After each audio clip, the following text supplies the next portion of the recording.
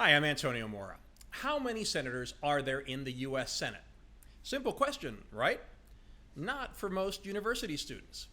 At the beginning of every semester, I give a general knowledge quiz to my journalism students at a prestigious college. Fewer than 20% of them have known that the Senate has 100 members. Before you say that this must be an exception to the rule, it's not. It is the rule. One survey found that 70% of Americans didn't know that the Constitution is the supreme law of the land. Another study found only 26% of Americans can name all three branches of government. And less than 1 in 5 high school seniors scored proficient on the 2010 National Assessment of Educational Progress Civics test. What's worse, a survey last year by the Woodrow Wilson National Fellowship Foundation found that of 1,000 U.S. citizens questioned, just 1 in 3 would pass the Naturalization Test. When I read that and saw the Trump administration was planning on updating the Naturalization Test, I thought that it might be too tough. But then I read that 90% of people who are trying to become Americans passed the test. So I checked the test itself. Here are a couple of the questions. Who is the father of our country? Another, if the president can no longer serve, who becomes president? I'm serious. Again, don't think these are exceptions to the rule. It is that easy.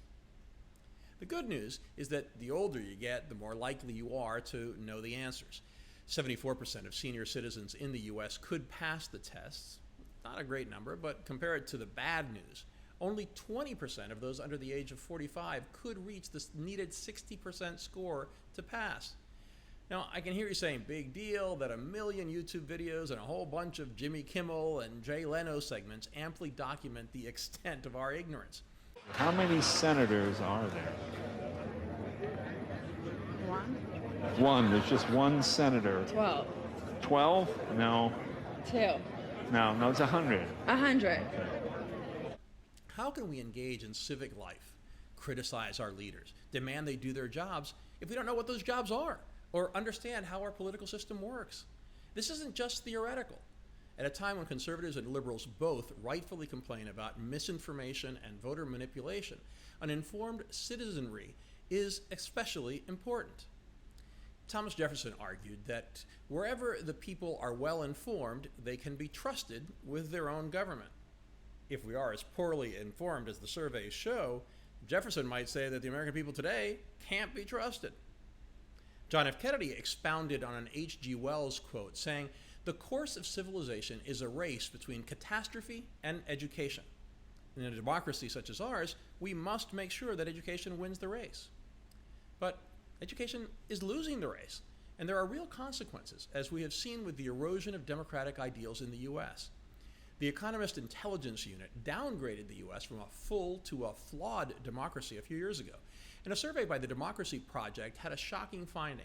Only 39% of millennials and Gen Z Americans think it's absolutely important to live in a democracy.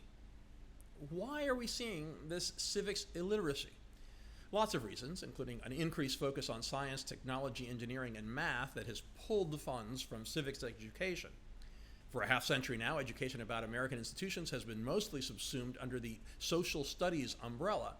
And we've also seen schools focus more on volunteering and community service than on educating students about how the broader American community works. Some efforts are being made to make civics education a higher priority, including more than a dozen states that have made passing the citizenship test a requirement for all high schoolers to graduate. Others have increased the availability of the U.S. government AP test, and some nonprofits are doing their best to educate students about the system they live in. Still, as the surveys prove, much remains to be done. It is easier to exploit divisions when people are ignorant. They are more easily swayed and more likely to act based on personal prejudices. The costs of an uninformed public are simply too great. We all suffer when civics education suffers. Without practical, vital understanding of the American government, how can anyone's vote be considered fully informed? The American experiment was unique in 1776, and its success was improbable, but succeed it did, helping democracy slowly take hold around the world. If Greece was the cradle of democracy, America is its foundation. We cannot let that foundation weaken because of a lack of civics education.